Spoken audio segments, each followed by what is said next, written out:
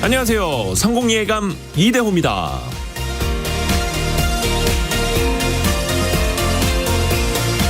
2023년은 그 어느 때보다 AI, 인공지능 기술로 깜짝 놀란 한 해였습니다.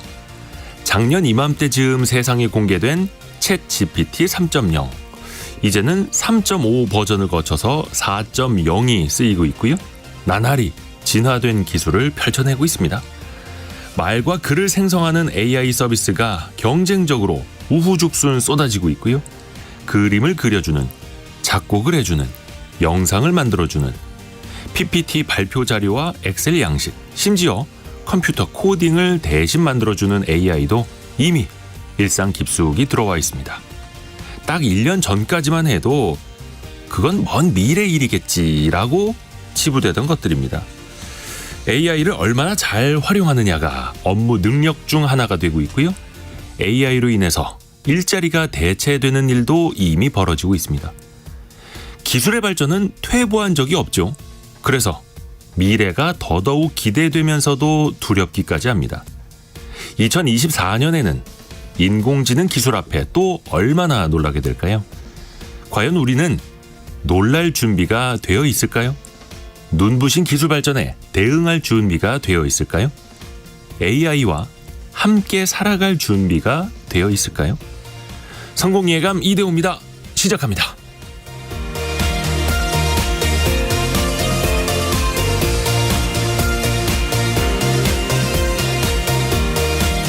안녕하세요. 이대호입니다. 2023년 12월 29일 금요일.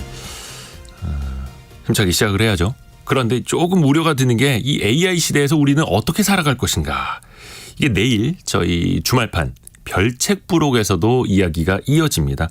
정보라 작가의 밤이 오면 우리는 이라는 소설책을 통해서 이 AI 시대의 명암을 함께 좀 이야기 나눠보실까요? 내일 토요일 아침에도 함께 해주시길 바라겠고요. 자, 오늘은 원탁의 기자들이 찾아가는 금요일이죠. 아파트 브랜드 대시양으로 잘 알려져 있는 태영건설, 시공능력 16위인 회사인데 결국 부동산 PF 문제 때문에 워크아웃을 신청하기에 이르렀습니다. 건설업계뿐만이 아니라 이 금융업계까지도 문제가 전이되는 것 아닌가 걱정이 드는데요. 잠시 후에 같이 좀 이야기 나눠보시죠. 그리고 창업을 했다가 폐업하는 가게도 늘고 있는데요. 프랜차이즈 저가 커피점은 꾸준히 늘고 있습니다. 다만 커피는 한 1,000원, 2,000원짜리인데 모델은 수십억 원짜리 모델을 또 쓰고 논란도 계속 이어지고 있습니다. 이 저가 커피의 딜레마까지도 같이 논의해 보시죠. 경제상식 퀴즈 나갑니다. 퀴즈. 내년 총선을 앞두고요. 정당의 이것 개수를 제한하기로 했습니다. 옥외 광고물법이 국회 법제사법위원회를 통과했는데요.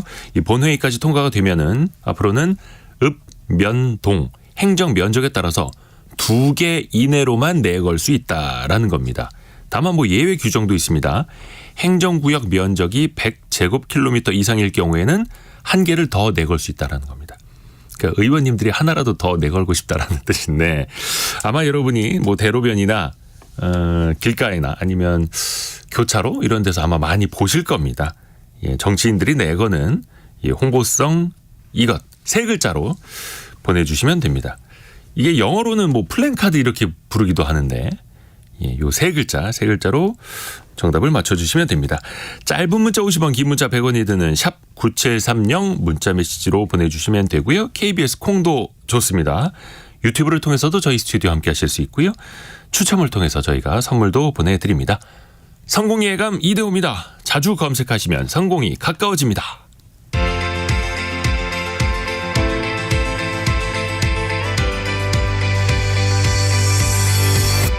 KBS 1라디오 성공예감 이대호입니다. 자, 원탁의 기자들 인사 한번 나눠보시죠. 손서구 경제평론가, 이데일리 권소현 기자, 머니투데이 방송 염현석 기자입니다. 안녕하세요. 안녕하세요. 연말을 좀 밝게 마무리했으면 좋았을 텐데 조금 이제 건설 쪽에서 좋지 않은 소식이 들려왔습니다. 태영건설이 결국 어제 워크아웃을 신청을 했습니다. 우선은 태영건설이 어쩌다가 이런 유동성 위기까지 맞게 된 건지 요걸 좀 먼저 풀어주실까요? 네, 먼저 염현석 기자. 제가 간단하게 설명을 드리도록 하겠습니다. 네. 결국에 한마디로 정리하면 한 400억 원짜리 이 만기를 대출 상환을 하지 못해서 이제 어제 워크아웃에 들어갔는데요. 네. 먼저 이제 워크아웃이 뭔지 정확하게 좀 알고 넘어가야 될 것 같습니다. 네. 일단 워크아웃은요, 기업이 아직 뭐 부도가 나거나 그런 건 아닙니다. 이제 완전히 부도가 나기 전에 채권단끼리 모여서 이게 판사 앞에 가서 이게 진짜 파산을 갈 건지 안 갈 건지 이걸 하기 전에 우리끼리 한번 최대한 살려보자라고 하는 이런 뭐라 그래야 되나, 협력적인 구조조정이라고 해야 되나요? 그렇죠. 채권단과 그 채무자가 자율적으로. 그죠, 협력적이고 말로는 자율적. 네. 옛날에는 화의라고 맞습니다. 했어요. 화의 절차. 그 화의를 하는 건데 네. 우리가 여기서 알아야 될 게 왜 400억 원 때문에 이렇게 16위권의 이런 일군 건설사라고 하잖아요. 예. 여기가 워크아웃에 들어갔고 또 뭐 때문에 들어갔는지를 좀 봐야 될 것 같아요. 직접적인 원인은 이제 성수동에 있는 오피스 개발 사업이 조금 힘들어진 건데 이런 겁니다. 여기 한 3,834제곱미터 이 부지를 1,600억 원에 사들였다가 이게 이제 여기에 나온 이제 브릿지론, 흔히 말하는 우리가 인허가 절차까지 갔을 때까지의 그런 뭐라 그러죠? 이거 중간에 필요한 돈들. 맞습니다. 예, 그런 네. 대출을 일으켰는데 여기가 본격적으로 건설이 되고 이게 하지 못하다 보니까 이자 부담이나 뭐 이렇게 원금 상환 능력이 안 돼서 이제 이게 이제 탈이 난 겁니다. 사업은 잘 진척이 안 되고 그 사이에 이자는 계속 나가고 있고 또 이 돈의 만기가 돌아오고. 네. 그런데 이거 400억 원이 부족해서 과연 워크아웃에 들어간 건 아니고요. 이제 전국적으로 많이 깔려 있는 여러 가지 사업들이 연쇄적으로 이제 영향을 받고 그게 긍정적이지 않은 평가를 받으면서 이제 워크아웃을 신청할 수밖에 없는 상황으로 몰린 것으로 보입니다. 이게 문제가 예, 지금 설서 드러난 건 보통인가요? 480억짜리 때문에 워크아웃 신청을 한 거긴 하지만 지금 전체 PF 대출 잔액이 4조 원을 넘거든요. 그러니까 보증 선거까지 다 네. 합치면요. 이제 보증액을 제외하고도 순수하게 3조 2천억 원 나머지는 보증을 한 건데 왜 그러면 태양건설이 이렇게 좀 타 건설사에 비해서도 이렇게 PF 노출도가 높냐라고 유독 한다면 높았죠. 유독 네. 높았죠. 자기 자금이 없기 때문이에요. 자기 자본에 그러니까 비해서도. 자꾸 차입을 해서 이제 사업을 진행하는데 무리하게 하다 보니까 지금 부실이 드러나게 된 거고 이 PF 프로젝트가 진행되는 구조를 보면 처음에 이제 사업을 시작하기 위해서 땅을 매입할 때 브릿지론이라고 해서 그걸 쓰거든요. 브릿지론을 쓰고 이제 땅 매입을 한 다음에 인허가 절차를 마무리하면 그 다음에 이제 본 PF로 전환이 된단 말이죠. 이 과정까지 잘 진행이 돼야 돼요. 이 과정이 조금이라도 지연이 되고 하면 계속 이자 부담은 늘어난단 말이죠. 근데 여기서 또 하나 문제, 태형건설은 타 건설사에 비해 신용등급이나 이런 게 높지는 않고 그 다음에 브랜드도 상대적으로 좀 취약하기 때문에 이런 사업을 진행하기 위해서 대주단을 모집하기 위해서는 조금 더 당근책이 필요한데 그게 하나가 자기네들이 이 보증. 대출에 대한 보증을 서겠다라는 아하. 거예요. 이 보증 빈도도 높아요. 이런 것들이 이제 건설 경기가 안 좋은 상황에서 맞물리다 보니까 점점 사업 진행이 어려워지고 사업 진행이 어려워지다 보니까 만기가 도래하는 이제 뭐 브릿지론이라든지 PF 대출들이 계속해서 다가오고 있는 거고. 그래서 더 이상 버티다 안 되겠다 싶으니까 이제 결국에는 워크아웃 신청까지 가게 되는 거죠. 이게 혹시 태양건설로 끝나지 않고 다른 건설사나 다른 금융권으로 이게 도미노처럼 위기가 전이되지 않을까 하는 걱정도 들잖아요. 어떻습니까? 많이 하고 있죠. 권서영 기자. 사실 PF가 어렵다는 거는 우리가 알고 있었던 거잖아요. 네. 기본적으로 이거는 금리가 오르면서 시작이 됐던 거거든요. 금리가 올라서 지금 이런 PF 같은 것들은 기본적으로 대출을 일으켜서 이제 진행하는 건데 우리가 보통 대출을 내줄 때는 그 사람의 신용을 보거나 담보를 잡거나 이러는데 이건 그냥 순수히 프로젝트예요. 그러니까 땅도 없는 상태에서 이 프로젝트 이 개발하겠습니다라는 프로젝트만 보고 이제 돈을 빌려주는 거기 때문에 기본적으로 금리가 높을 수밖에 없습니다. 그리고 이제 땅을 확보하는 데까지 이제 브릿지론을 빌리기 때문에 브릿지론은 금리가 더 높을 수밖에 없고요. 근데 이게 기본적으로 금리가 오르니까 이 땅 확보하고 이제 공사 착공하고 인허가 받는 과정에서 이 금융 비용이 계속 발생하는데 그 비용 자체가 올라간 거잖아요. 거기다가 지금 원자재 가격 올라가면서 공사비도 엄청 늘었고 금리 올라가면서 부동산 경기는 죽었고 그러니까 분양은 잘 안 되고 원래 이 프로젝트라는 거는 분양을 해서 분양 대금이 들어오면 그걸로 PF를 갚고 그리고 이제 완공을 해서 입주하면서 잔금을 그렇죠. 이제 내면 잔금을 다 갚고 이제 마진을 남기고 프로젝트를 완료하면 모두가 해피엔딩으로 끝나는 건데 지금 이제 금리가 올리면서부터 꼬인 거예요.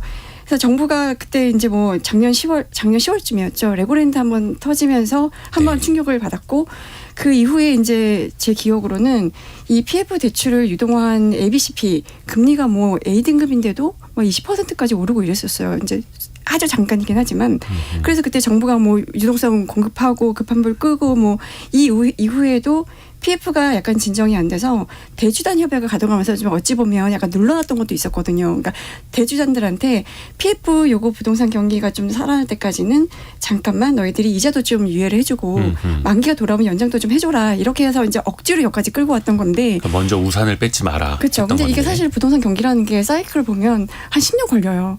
좋아지기까지는. 그리고 이제 금리가 고금리 상태가 굉장히 좀 장기화되는 분위기였잖아요.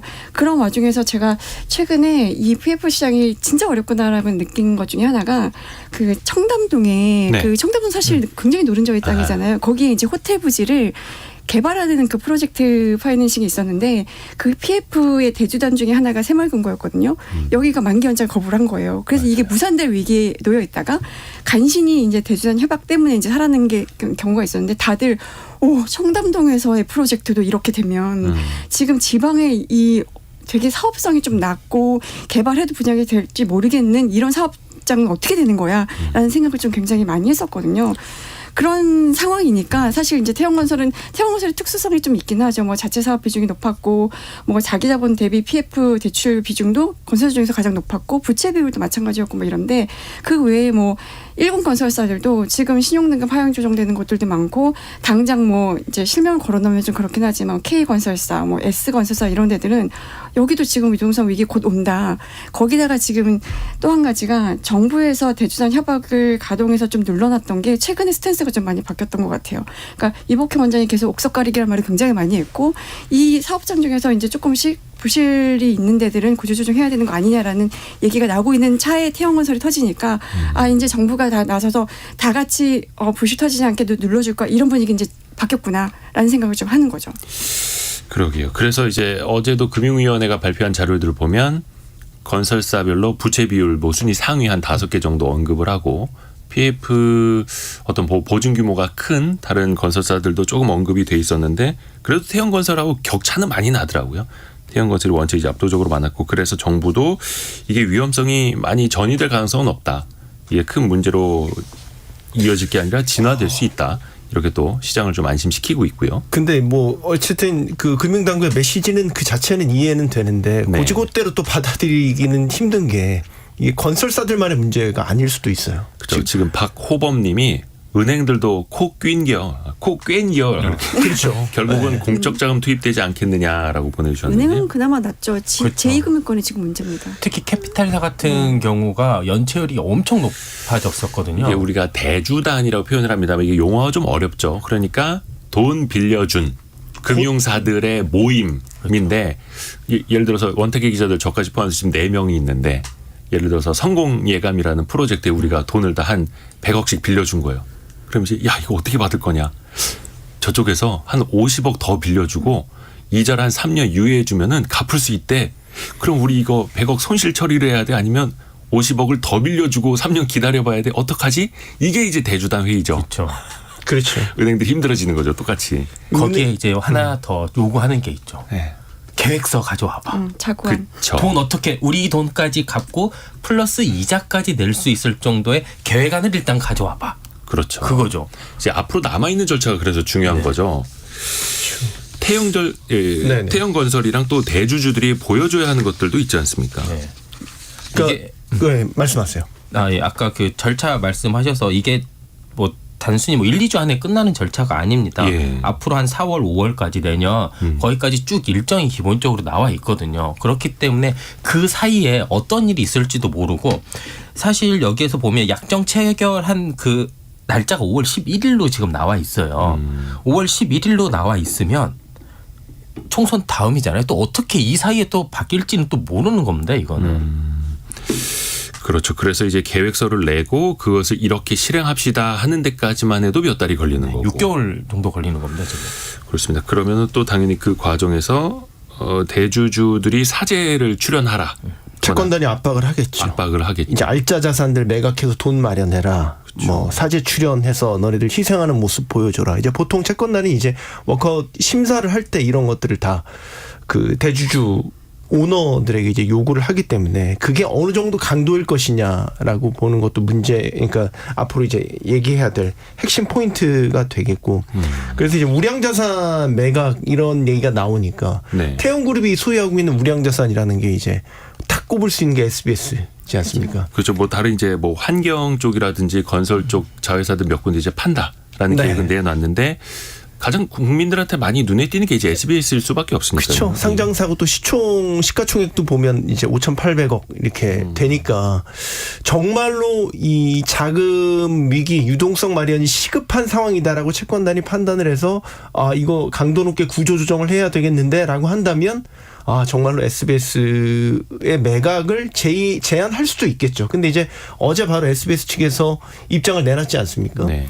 뭐 TI 홀딩스가 SBS 보유 지분을 팔 계획 없고 뭐 분명한 이제 의지도 갖고 있다. SBS는 지키겠다. SBS는 지키겠다는 의지를 갖고 있는데 네. 사실 그거는 의지죠. 아, 이제 심사 돌입하고 채권단이랑 이제 본격적인 협상에 들어가면 어떤 요구를 할지는 사실 몰라요.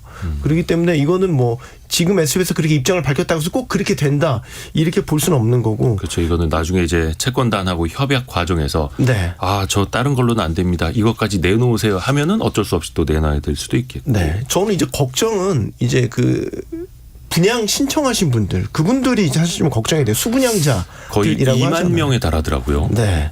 뭐 세대수로 따지면 19,800여 가구 정도 되고 이렇게 되면 이 분들이 결국에는 지금 이 워커 심사하는 동안 정상화되는 과정에서 전반적인 이 착공부터 준공까지의 일정이 다 미뤄질 수밖에 없거든요. 혹은 많이 안 좋아진다고 판단되는 사업장은 사실상 부실 채권으로 간주를 해서 매각 처리를 할 공매에 들어가게 될 텐데 그러면 또 다른 시공사를 찾거나 네. 아니면 굉장히 낮은 가격에 팔거나 물론 이런 것들은 이제 허그가 보증을 해주는 부분들은 이제 분양 계약금을 돌려준다거나 이런 안전장치들은 많이 돼 있지만 그 미뤄지는 과정 속에서 그분들도 어쨌든 자기 돈 가지고 분양 계약금을 냈을 수도 있고 대출 받아서 냈을 수도 있는데 그렇죠. 계속해서 미뤄지는 동안에 이자 부담 같은 것들은 계속해서 크게 안고 있어야 되는 거거든요. 그리고 내 집 마련 꿈 갖고 계셨던 분들은 계획들이 다 어쨌든 건설사가 이렇게 힘들어지면서 그 계획들이 다 차질이 빚어지는 거 아니에요. 그러니까 눈에 보이지 않는 피해들도 상당하다고요.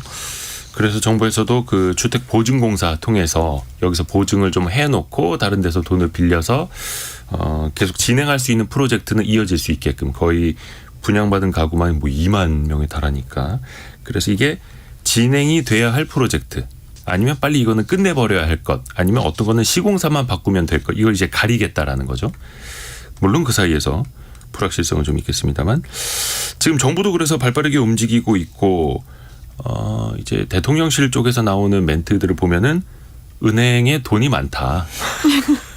이런 말도 나오는데 이게 좀 유기적으로 많이 움직여야 되는 거잖아요. 이게 사실 프로젝트 파이낸싱이 아까 얘기하신 것처럼 CP로 만들어 환원이 돼서 이게 계속 돌아가고 있다라는 게 문제거든요. 사실은 이렇게 넘기면서 이게 위험성을 계속 더 커지는 거잖아요. 그러면 자그마한 불씨가 얼마나 커질지 몰라요. 아무리 돈을 쌓아놓고 있어도 네. 이 돈이 PF 막는 데만 들어가야 될 돈은 아니거든요. 다른 데도 또 뭐 국민들 예금 이자도 줘야 되는 돈이고 어디 뭐 기업들 대출도 해줘야 되는 거고 다른 데 보증도 서야 되고 여러 가지 많이 그러니까 PF를 대출만 막으려면 뭐 충분할 수도 있겠는데 네. 여러 가지 용도에 쓰일 걸 다 PF에만 쓸 것처럼 얘기하는 거는 좀 아닌 것 같고 그리고 또 하나 우리가 그 얘기를 하잖아요. PF에 대한 문제는 다 알고 있고 정부도 알고 있고 시장도 알고 있고 다만 문제는 이거를 터트릴 거냐 안 터트릴 거냐의 문제다. 그리고 정부가 키를 쥐고 있는데 과연 정부가 터트릴 거냐 안 터트릴 거냐. 그래서 올해까지는 어찌됐건 안 터트릴 거다라는 예상이 전망이 되게 강했었잖아요. 네. 그런데 올해 못 넘겼습니다. 그러니까 이게 시장이 조금 더 강하게 반응을 하고 있다라는 거거든요. 그럼 옥석 가리기는 자연스럽게 하고 싶지 않아도 해야만 해야 되는 거고 그 과정에서 경착륙보다는 조금이라도 혼란도를 줄이기 위한 방향으로 가야 되는 게 아닌가라는 생각이 듭니다. 그렇죠. 근데 이게 태양건설이 워크아웃을 신청을 한 게 이게 터진 거냐 안 터진 거냐 나눠서 보면 이게 되게 애매모호합니다. 네. 일단 지방 건설사들만 하더라도 올해 뭐 10개 이상이 이제 파산을 했다고 하는데 이건 이제 파산이 아니라 파산에 가지 않도록 하기 위해서 사전적으로 구조조정을 하는 거다 보니까 이게 터트린 거냐라고 보기는 또 애매해. 그래서 건설업계 이 뜬구름처럼 도는 소문이 6월 위기설이라는 게 건설업계에 지금 돌고 있는데 총선 이후에. 예, 총선 이후에 이게 이제 연쇄적으로 터져 나갈 것이다라는 이제 루머가 건설업계에 돌고 있고 이거는 이 총선 일정도 맞물려 있기는 하지만 지금 사업장들이 안고 있는 이제 뭐 브릿지론이나 본 PF로 전환된 것들에 대한 만기가 그때쯤에 이제 쭉 연쇄적으로 물려 있다라고 보는 거예요. 이게 이제 한참 경기 좋았을 때 2019년, 2020년 때에 이제 맺어졌던 그런 이제 계약 대출건들이 보통 이제 공사 기간에다가 조금 더 더해서 이제 PF 대출의 만기를 결정하거든요. 그래서 보통 큰 사업장은 이제 공사 기간이 3년이라고 하면 거기에 한 6년에서 1년 정도 더해서 한 3년 6개월에서 4년 정도 만기를 잡고 이렇게 해요. 그럼 따지고 보면 2019년부터 이제 뭐 계약했던 것들은 서서히 이제 만기가 도래하게 올해 말부터 이제 시작해서 만기가 오기 시작하는 거라고요. 이렇게 되면 이제 총선이 걸려 있죠. 그래서 대주단 협약으로 소위 눌러놨던 그 위기들이 이제 총선 끝나고 나면 뭐 정치권 입장에서 부담을 덜게 되니까 그럼 이제 하반기부터 본격적으로 지금 눌러놨던 것들이 이제 위기들이 터져 나올 것이다. 그래서 지금 6월 위기설 뭐 이런 것들이 이제 돌고 있는 거죠. 근데 사실 당국이 어제 뭐 이제 금융위가 간담회 하고 네. 어제 한은도 사실 금융안정 보고서 발표하면서 이 얘기가 안 나올 수가 없으니까 여러 가지 얘기가 나왔는데 당국은 굉장히 매뉴얼에 있는 얘기를 했어요. 뭐 예를 들어 금융시장의 시스템 리스크로 번질 가능성은 없다. 뭐 우리가 선제적인 뭐 과감하게 조치를 하겠다. 모니터링 하고 있다. 뭐 이건 굉장히 우리가 위기 때마다 굉장히 기시감이 있지 않나요? 네, 당국이 그렇죠. 이제 늘 하는 멘트인 건데 어제 뭐 이제 금융위 얘기 중에 이제 하는이란 말도 나왔거든요. 그러니까 사실 맞아요. 우리가 이런 경우들이 굉장히 많아요. 우리 생각해 보면 2011년에 저축은행 사태 터졌을 때도 그때 이 위기의 시작도 PF였거든요. 네. 그때 저축은행이 굉장히 브릿지론에 많이 이제 대출을 내줬고 그 부동산 경기 꺼지고 이러면서 그게 또 이제 불씨가 돼서 다 같이 이제 위기를 겪었던 시기였는데 그때도 뭐 배드뱅크 같은 거 설립해서 부실화된 사업장의 PF에 이 이제 NPL 같은 거를 사들이고 이러면서 좀 이제 정상화를 했었는데 이런 경험이 쌓여있단 말이에요. 그래서 지금 사실 정부는 괜찮다. 이게 뭐 번질 가능성은 뭐 크지 않다라고 얘기는 하고 있지만 아마 다양한 시나리오대로 이제 보고 있을 거란 말이에요. 근데 제가 그 중에서 조금 아쉬운 부분은 뭐냐면 아까 그 대주단 협약 통해서 많이 눌러놨었던 게 그게 한 10월, 11월 이럴 때도 그런 얘기를 굉장히 많이 했었거든요. 이게 눌러놓는다고 되는 게 아니다. 그러니까 사실 정부의 역할이라는 거는 이걸 꼭꼭 이게 틀어막고 있는 게 이제 정부의 역할이라기보다는 이제 자연스럽게 구조조정이 이루어지되 이 구조조정이 너무 빨리 이루어지거나 한쪽으로 쏠리거나 그래서 부작용이 확 이제 생기거나 이런 것들을 좀 막기 위해서 속도 조절해주는 역할 정도에 그쳤어야 되는데 너무 대주단한테 이자 유예해줘, 만기 연장해줘 이런 식으로 해놓으니까 너무 안에서 골마 터졌고 그걸 지금 와서 이제 뭐 이제 목석 가리기 하네 뭐 이러고 있는데 조금 늦지 않았나 이런 생각이 좀 들긴 해요. 지금 뭐 저도 관료분들 많이 제 취재원으로 많이 알고 있습니다만 그분들이 고위직에 올라가기 전이나 아니면은 다른 어디 연구단체에 계실 때는 사전적인 구조조정 엄청 강조합니다. 그렇죠. 근데 당장 본인이 높은 자리에 가면은 본인이 칼을 드는 건 되게 주저할 수밖에 내 없는. 임기 내에 안 터졌으면 좋겠어. 뭐 이게 이런 사전적인 구조조정이 되게 고위공무원들 입장이나 그러니까 정책을 결정해야 되는 당국자 입장으로는 굉장히 리스크가 큰 게 잘해야 티가 안 나거든요. 못하면 그렇죠. 티가 나는데 잘하면 본전인 네, 거죠. 티가 안 나서 알아주지가 그리고 않아요. 나중에 큰 문제가 터졌을 때 대책반장으로 짜잔 등장하면 이제 스포트라이트를 받게 그렇죠. 되죠. 그래서 그 아까 권세영 기자도 이야기를 해주셨습니다마는 어제 금융위 보도자료 맨 뒤에 그게 있더라고요. 필요할 경우 한국은행도 같이 이제 나설 수 있다. 발권력을 동원할 수 있다는 그렇죠. 거죠. 그러면 부실화된 어떤 채권 같은 거 은행이 한은으로 가져오면 한은이 그거 맡아서 대신 돈 빌려줄게. 이런 식의 그래서 뭔가 최후의 수단까지 있으니까 너무 동요하지 마라라는 거죠. 마지막으로 요게 우리 일반 시민들에게 국민들에게 어떤 좀 부동산 시장에 좀 전반적으로 어떤 영향이 있을지만 더 이야기해 볼까요? 지금 PF 이 사태에 대한 근본적인 원인은 지어봤자 분양이 안 된다라는 거잖아요. 그 말은 분양가가 굉장히 시장에서 너무 높게 형성이 되고 있다라는 말인 것 같습니다. 뭐 예전에 뭐 지금 뭐 뭐라 그러죠? 미분양이 조금씩 줄어들고 있는 거지만 네. 이게 수도권이 되게 좋은데 한해서 조금씩 줄어들고 있는 거지 그 외에서는 굉장히 뭐 전혀 줄어들지 않고 있거든요. 그렇기 때문에 PF를 받아서 지어놔도 분양이 안 되기 때문에 PF를 받지도 못하고 브릿지를 계속 연장만 하고 이자 부담은 10% 20% 그걸 계속 건설사가 감내를 해야 되고 이게 악순환이 되는 거거든요. 그러면 어차피 이자가 10% 이상이면 너무 이자 부담도 못하고 뭐 넘어질 바에는 빨리빨리 처리할 건 처리해서 기본적으로 분양가를 낮출 수 있게 해주면 됩니다. 여기 예를 들어 1,600억짜리 땅을 공매로 내놓으면 예를 들어 뭐 1,000억이 되든지 800억이 되든지 그러면 그만큼의 분양가가 인하될 요인들이 있는 거잖아요. 그렇게 되면 시장은 뭐 고분양가 뭐 이자율이 높다고 하더라도 어찌됐건 분양가 자체가 이렇게 확 떨어지면 뭐 이렇게 감내를 할 수 있는 거고 그렇게 되면 어찌됐건 여기에서 나타난 이런 선순환 구조를 조금 찾아야 되는 게 아닌가. 너무 정부가 막 이래라 저래라 하는 것보다는 어느 정도 시장에 맡겨서 분양가가 내려갈 수 있는 요인들을 유도를 하게 해주는 게 지금 몫이라고 생각을 하고 그게 어떻게 보면 더 국민들이나 예를 들어 뭐 내 집 마련의 꿈을 가지고 있는 뭐 국민들한테는 더 좋은 방향이 아닐까라는 네. 생각이 듭니다. 자, 두 번째 이슈로 넘어가 보죠. 근데 그 사이에 0584님이 건설사가 워크아웃에 들어가면 그 건설사에 대출을 한 은행은 어떻게 될까요? 그러니까 요게 이제 쉽게 표현하면 물린 거죠. 돈을 빌려줬다가 물린 거여서 그래서 은행들도 본인들이 빌려준 돈을 잘 되돌려 받기 위해서 그러면 돈을 더 빌려줘야 하나? 어떻게 회수해야 되나? 기다려줘야 하나? 이자를 좀 면제해줘야 하나? 그것들이 이제 결정을 하게 되는 과정이 있는 거죠. 경제상식 퀴즈 한 번 더 내드리겠습니다. 퀴즈.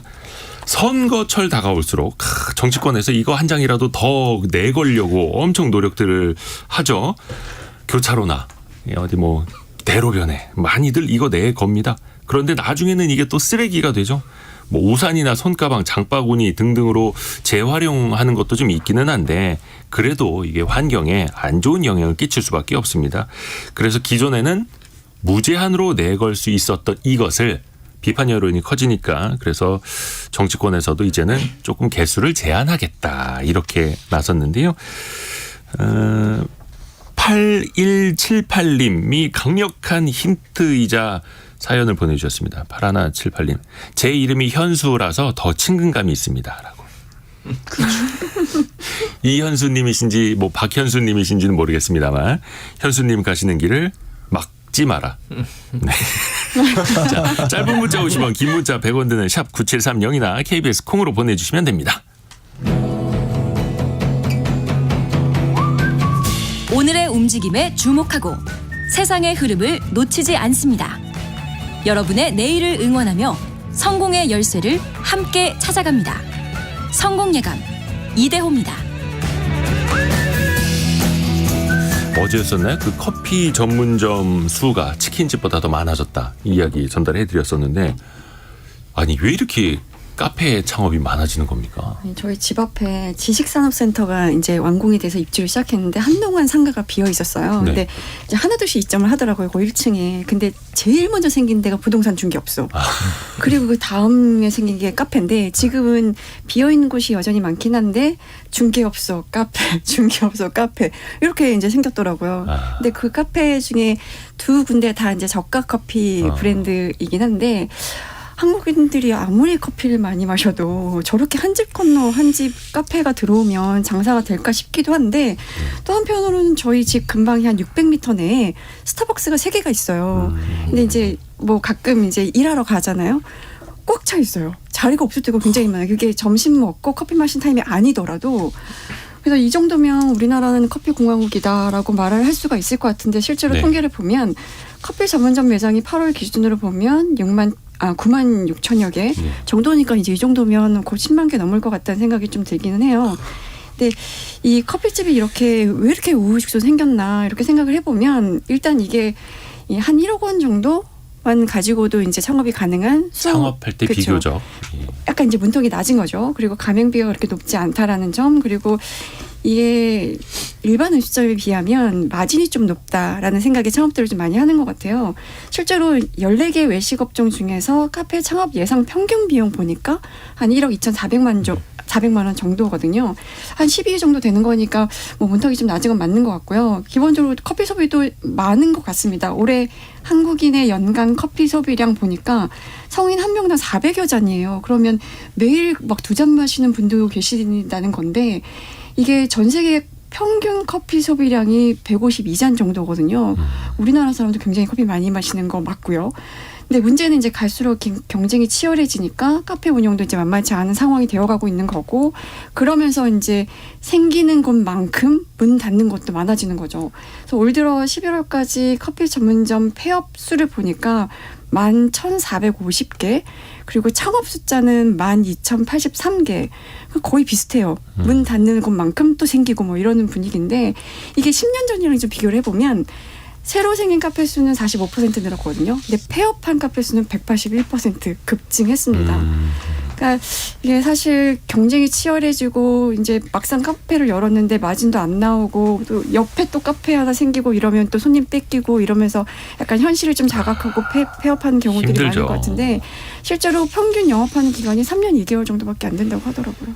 김석현 님이 조금 전에 KBS 콩으로 올려주셨는데, 친구가 한 신도시 지역에 저가 커피 7천만 원 가지고 시작을 했는데 6개월 만에 손 털고 나갔습니다.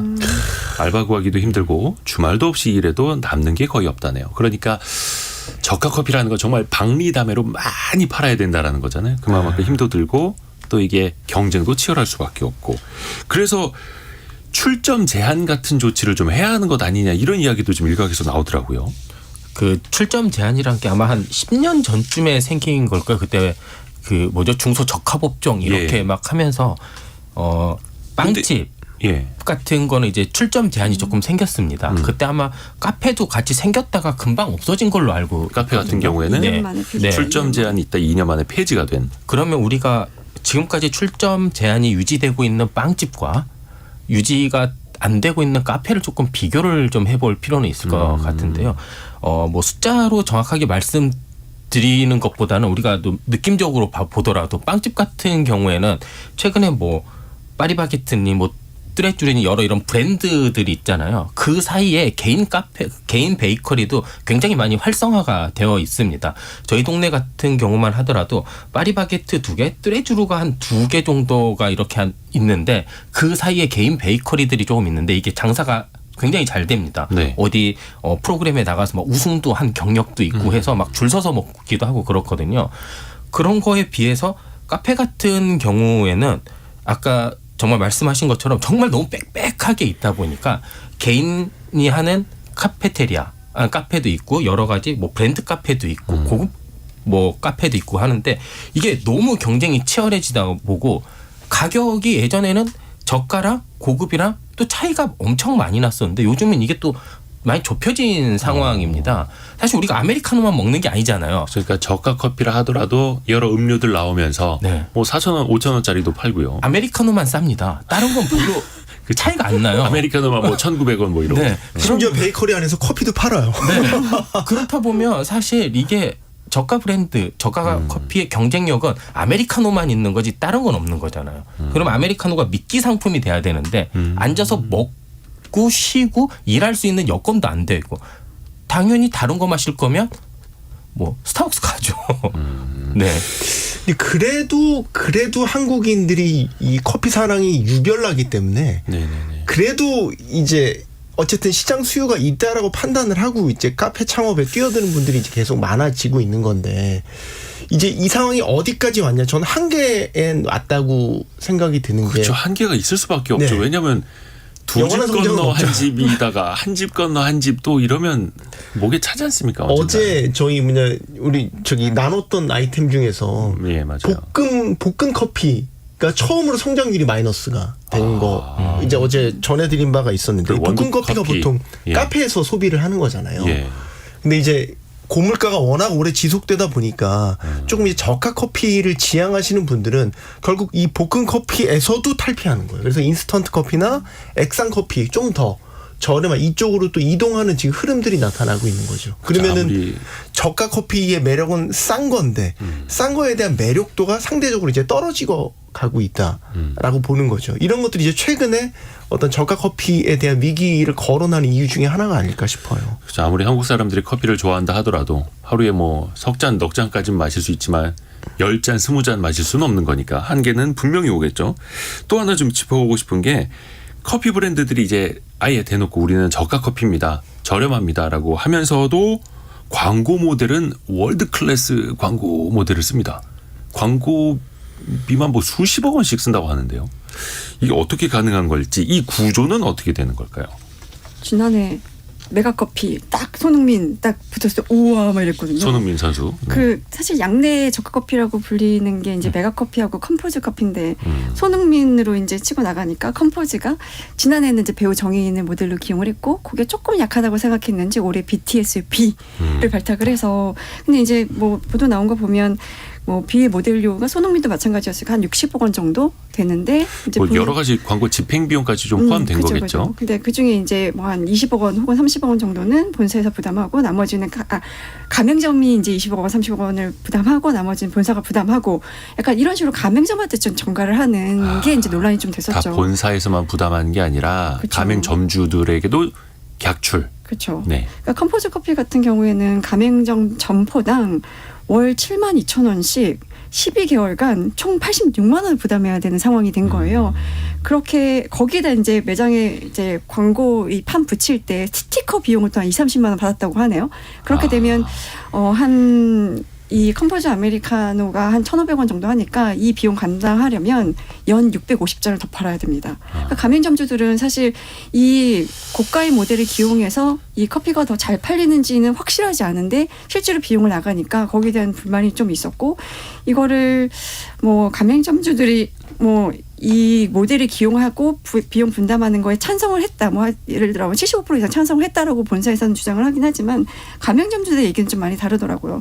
우리는 사실 이게 확실한 효과가 있는지 잘 모르겠다. 부담스럽다. 뭐 이런 것들이 이제 본사에 반영이 안 됐다. 이런 얘기하는 분들도 많고. 근데 어쨌든 저가 커피이기 때문에 저가의 이미지를 이런 고가의 모델로 조금 상쇄하고자 하는 의도가 좀 있었던 것 같은데 그게 매출로 연결되었는지는 잘 모르겠어요. 그렇죠. 이것도 가맹점주분들마다 체감도가 또 다르실 거예요. 그래서 저도 예전에 프랜차이즈 업종 취재할 때 점주분들 많이 만나러 다녔거든요. 근데 그분들마다 말씀이 다 다르세요. 다 다르세요. 어쩔 수가 없습니다. 이게. 근데 사실 자영업이 우리 이 시장의 현실이 정말 100원 비용 아끼려고 그 정말 출혈 수준의 경쟁을 하고 있는 이런 게 예. 현실 이 판인데 정말 60억짜리 모델을 들여서 60억 이상의 효과를 뽑아내야 어쨌든 남는 게 있는 건 아닙니까? 근데 거기에 대한 비용 대비 효과 분석이 제대로 됐느냐, 그런 것들이 이루어지고 나서 그런 모델 발탁이나 점주들의 설득이 있었느냐라고 본사에 물어본다면 자신 있게 답할 수 있을까요? 사실상 모델 발탁이나 이런 것들이 일방적으로 이루어졌고,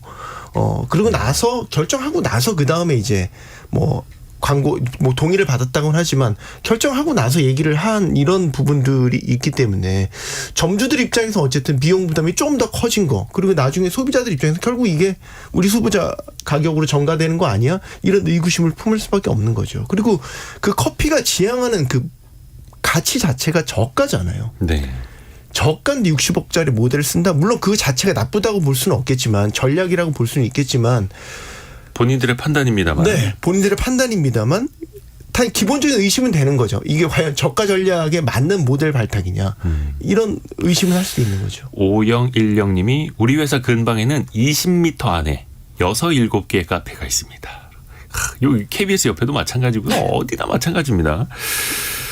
근데 이게 또 놀라운 게 그런 저가 커피를 파는 프랜차이즈 본사 가맹 본부는 지금 뭐 어디 강남에 4억을 올린다. 어디에다 빌딩을 샀다 이런 뉴스들이 나오더라고요. 제가 스타트업계 좀 몸담고 있어서 예. 이 스타트업들이 이제 그 망하는 징조라고 저희가 보는 몇 가지 신호가 있는데 네. 스타트업들이 좀 소위 좋은 아이템을 막 홍보가 잘 돼서 막 사람들이 알려줬어요. 그래서 투자도 잘 받았어요. 네. 돈이 생기잖아요. 그때부터 뭘 하냐? 이제 망할 징조가 보이는 게 법인으로 외제차를 구입합니다. 그리고 번듯한 강남 혹은 테헤란 이런 번듯한 곳에 아주 그럴싸한 사무실을 이제 차립니다.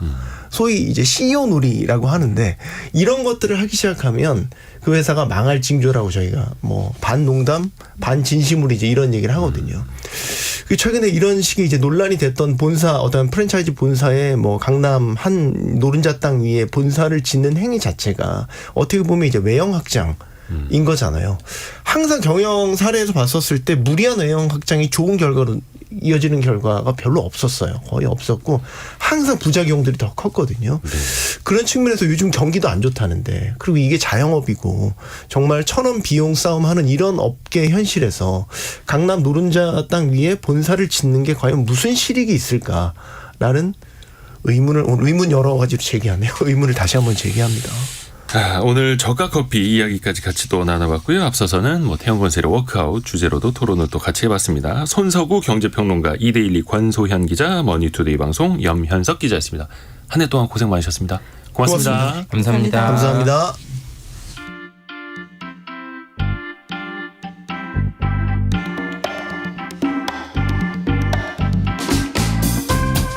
지금 여러분께서는 KBS 1라디오 성공예감 이대호입니다를 듣고 계십니다. 참여해주신 여러분께는 추첨을 통해 건강을 품다 헬시허그에서 고함량 글루타치온 퍼펙트 75를, 아름다운 식탁 창조 주비푸드에서 자연에서 갈아 만든 생와사비를, 쉽고 빠른 판촉물 제작 시너지 기프트에서 LED 무드 등 스탠드를, 그리고 성공예감에서 준비한 커피 쿠폰을 보내드립니다. 당첨자는 성공예감 이대호입니다 홈페이지에서 확인하세요. 아이 키우는 부모 입장에서 아이가 막 아프다고 하면 막 열이 오르면 본인이 아픈 것보다 더 겁나죠. 그래서 빨리 아이 데리고 소아과 가게 되는데 참 요즘에 소아과에서 진료받기가 그렇게 힘든 세상이 됐다고 합니다. 오죽하면 오픈런이라는 말까지 나올 정도인데 소아과에 직접 다녀온 소아과에까지 가서도 제얼리즘을 하고 있는 머니투데이 남형도 기자 만나봅니다. 안녕하세요. 안녕하세요. 이번에는 소아과 체험인데 네. 남형도 기자는 소아는 아니고 그렇죠. 그냥 혼자 간 거예요? 뭐 아이를 데리고 간 거예요? 혼자 갔습니다. 일단 혼자 네. 가서 기다려봤다. 네. 그러면 소아과 가서 몇 시에 진료를 받을 수 있었나요? 평일 아침 9시에 여는 시간에 맞춰서 갔고요. 그게 이른바 오픈런이네요. 네, 어린이병원이어서 소아청소년과 전문의분도 네 분 계시는 병원이었고. 꽤 큰 병원이에요. 네. 그러면. 네. 그 모니터 속에 근데 대기 환자 명단이 뜨는데 이미 190명이 190명이요? 가장 빠른 선생님한테 진료받아도 64번. 9시에 갔는데 190명이 앞에 있다고요? 그렇습니다. 그러니까 홈페이지 예약이 가능한데 네네네. 초진이어서 그것도 안 되더라고요. 아, 그러니까 초진이어서. 무작정 뭐 이름 쓰고 이제 기다리는 건데 예. 중간중간에 그러다 보니까 이제 환자 이름 두세 번 불러서 없으면 바로 취소입니다. 예. 그런데도 줄이 너무 느리게 줄어들었고요. 9시에 도착했는데 정오 지나고 예. 12시 반이 돼서야 순서가 되어서 3시간 거의 한 반 정도 아침에 걸렸다고. 오픈런을 했는데 거의 점심시간에야 네. 진료를 받을 수 있었다. 넘어갔죠 거의. 네. 그것도 전문의, 소아청소년과 전문의 4명이 있는 병원에서. 그렇습니다. 근데 이제 그 남영도 기자는 혼자 간 거고 어른이니까 뭐 스마트폰도 보고 뭐 일도 하고 그랬겠죠. 네, 근데 그랬죠. 대부분 환자는 어린 아이들일 텐데 어린 아이들이 막 2시간, 3시간 기다리기가 쉽지 않을 거 아니에요. 그러니까 대기실이 엄청 시끄럽고 계속 울음이 가득하고 아파서 온 남자아이는 뭐 눈물 뚝뚝 흘리면서 아빠 여기 병원이잖아 이러면서 막 원망하기도 하고 막 아빠를 탓하고. 아주 작은 아이를 품에 넣고 뭐 대기실 의자에도 못 앉고 이제 어머니는 아이를 위아래로 살살 흔들면서 계속 기다리고 계셨고요. 열 패치 붙이고 뭐 마스크 쓰고 아이들이 이게 핸드폰 보면서 기다리는 게 되게 익숙한가 봐요. 계속 이렇게 초점 없는 눈으로 이렇게 보고 있었는데요. 아이 어머니는 뭐 대기 이름 적힌 화면 봤다가 또 졸았다가 막 이걸 반복하고 있고 간호사분은 아예 마이크를 차고 뭐 엄청 바쁘게 움직이고 계시고요. 이게 진료하는 소아청소년과 의사 선생님도 거의 밖에 보이시지도 않더라고요. 계속 몇 분에 한 번씩 계속 한 명씩 진료 보는 모습이었습니다. 물론 이게 지역별로 차이가 좀 있을 겁니다. 지역별로 네. 소아청소년과가 거의 없는 지역, 또 인구 대비 적은 지역도 네. 있고 김석현님은 산본 신도시인데 여기서는 30분 안에 진료 가능하다라는 이야기도 해주셨고 다른 지역하고 좀 비교해 보면 어떨까요? 그러니까 동네 그리고 시간 뭐 선생님 유명도 이런 거에 따라서 다르긴 한데요. 전반적으로는 제가 다 다녀보니까 기다림이 좀 있는 편이었습니다. 네네네. 오후에도 접수하려고 한 소아청소년과 전화했더니 대기가 52명이다. 뭐 신도시라서 아이가 많아서 이제 소아청소년과가 좀 많은 동네에도 가봤는데 오픈 1시간 전에 8시에 도착했는데 이미 앞에 대기줄이 11명이었고요. 뭐 캠핑 의자에 간이 의자 이런 거 가지고 오시고 작은 이불까지 가지고 온 부모도 계시고 소아과 가는데 네. 캠핑 의자를 가져가야 할 정도로. 네. 그러니까 아예 1시간 전에 와도 또 1시간만 기다리는. 그래서 아예 초반에 진료받고 나오시는 분한테 여쭤봤어요. 몇 시에 오셨냐고 여쭤봤더니 새벽 6시 반에 왔는데 6시 반에 네, 앞에 대기가 그래도 3명이 있었다. 뭐 이렇게 말씀을 하셨고요. 야간 진료를 보려고 갔더니 또 아침에 예약이 다 끝났다면서 안 된다고 하시는 경우도 부지기수였고, 그러니까 주말 공휴일 이럴 때는 더 심한 거예요. 그러니까 아이가 39도 고열이 나는데 해열제를 4시간마다 복용을 하면서 네. 6시간을 기다렸다. 이렇게 하시는 분도 있었습니다. 이게 참 심각한 문제인데 특히나 이거는 무슨 뭐 명품백 사는 줄도 아니고 콘서트 보러 가는 줄도 그렇죠. 아니고 이거는 네. 건강 생사가 걸릴 수도 있는 네. 문제인데요. 지방 상황은 어떻습니까? 더 안 좋은가요? 수도권이 아닌 지역을 봤더니 소아과가 부족으로 더 사정이 좋지 않은데요. 최근 통계청 자료 보면은 소아청소년과 지역 간 격차가 2011년 이후에 더 확대되는 양상을 보이고 있는데 인구 100만 명당 소아청소년과 숫자가 수도권은 2020년 기준 294개, 비수도권은 198개입니다. 그러니까 수도권이 지방에 비해서 1.5배 가량 많은 거죠.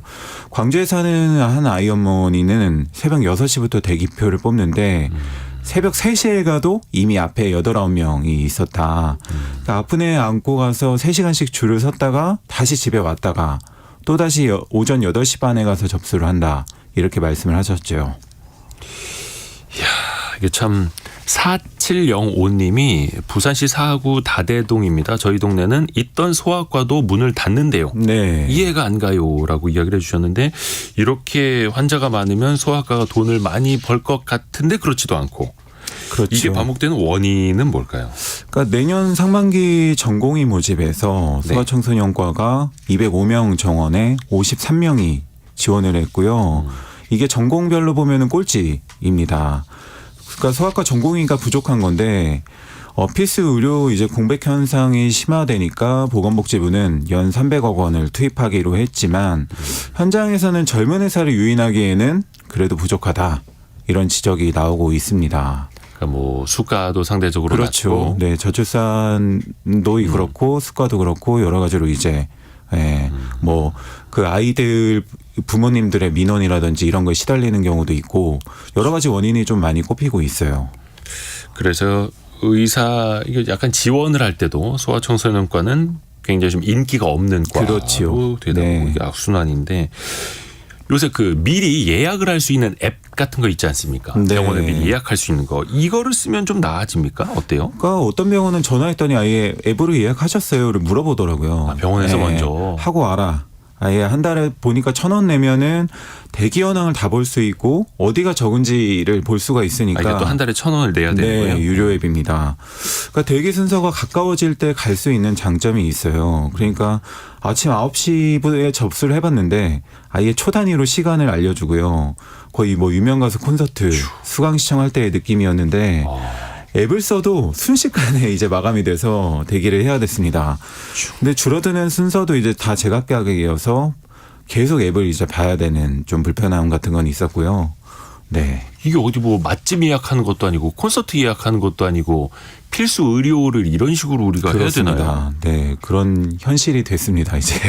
이게 좀 우려의 목소리도 나올 수밖에 없겠는데. 네. 그러니까 저는 이제 대기 지역을 경험을 해보니까 이거 솔직히 좀 편리할 수도 있겠다라는 생각이 들었는데 한편으로는 이건 필수 의료인데 돈을 낸 사람만 편리함을 누려도 되는가 그렇죠. 이런 걱정이 생겼고요. 그간에 근데 또 플랫폼 업체들이 고객 모으고 돈 올리는 방식으로 이제 한 것처럼 앞으로 이게 지금은 1,000원이지만 이걸 10,000원으로 올린다고 해서 그걸 그래도 그대로 꼼짝 못하고 쓸 수밖에 없게 되지 않을까. 의료계에 따르면은 이 유료 앱에 가입한 의료기관이 약 4,000개. 의원급 중에는 전체 11% 정도인데 소아과는 22%로 가입률이 좀 높은 편이에요. 그러니까 최근에 현장 접수 없이 아예 100% 이것만 접수 받겠다. 이런 경우도 있는데 그래서 제가 방문을 병원을 해보니까 대기화면에는 앱으로 예약한 사람들 표시가 노란색으로 따로 돼 있거든요. 네. 근데 30명 중에 2명 빼고는 다 앱으로 예약을 하고 온 거예요. 그러니까 모르면 일찍 와서 기다리거나 병원마다 전화해야 되거나 특히 어르신 가정이나 뭐 다문화 가정 디지털 소외계층 같은 경우에 실제로 할머니께서 모르고 이제 병원에 오셔서 이거 아예 후순위를 밀리쳐가지고 진료 못 보고 울면서 돌아가셨다는 경우도 얘기가 있었습니다. 이게 택시만 하더라도 문제인데 병원까지 이래버리면 이거 플랫폼이 다 장악해버리면 그렇죠. 걱정입니다. 네. 이 미용님이 5년 전에도 그랬어요. 오픈런 기본이었어요. 라고 해주셨는데 이게 어제 오늘 이야기 아니라는 겁니다. 네, 맞습니다. 뭔가 좀 대안을 찾아야 되지 않겠습니까? 네, 그러니까 앱 위주로 이제 빠르게 예약 시스템이 바뀌는 상황에서 현장 접수에 대한 할당 비율은 반드시 필요하다. 그래서 복지부도 좀 신경을 쓰고 있고요. 병원에 근무하는 3차 병원에 근무하는 관계자 따르면은 앱 이용료를 내면 진료 접수가 최우선시 되니까 네. 조선가정 양육자는 당일 진료가 어렵다. 그러니까 100% 앱 예약으로 받으면 이게 문제가 생길 수밖에 없는 거죠. 그러니까 정부가 아예 모든 소아과 예약을 관리하는 시스템을 만들면 어떻겠느냐. 이런 주문도 좀 나오고 있습니다. 그러니까 일하는 부모 입장에서는 예약을 꼭 하고 방문할 수밖에 없는 불편함이 있기 때문에 필수적인 의료에 대해서는 정부가 좀 나서서 주도했으면 좋겠다. 이런 대안이 나오고 있습니다. 이제는 택시도 길거리에서 손 흔들어서 잡아서 타기가 거의 불가능해지는 그랬죠. 그런 시대인데 네. 병원마저도 그렇게 돼버리면 안 그래도 더 가기 힘든 소아과가 더 어려워질 것 같습니다. 머니투데이의 남형도 기자와 함께 체얼리즘 들어봤습니다. 고맙습니다. 감사합니다. 자, 저희가 2부에서는 최근에 반도체 시장 동향 한번 짚어보겠습니다. 그리고 내년 전망까지 또 투자의 관점으로도 종합적으로 살펴보겠습니다. 잠시 뉴스 들으시고요. 10시 5분에 돌아오겠습니다.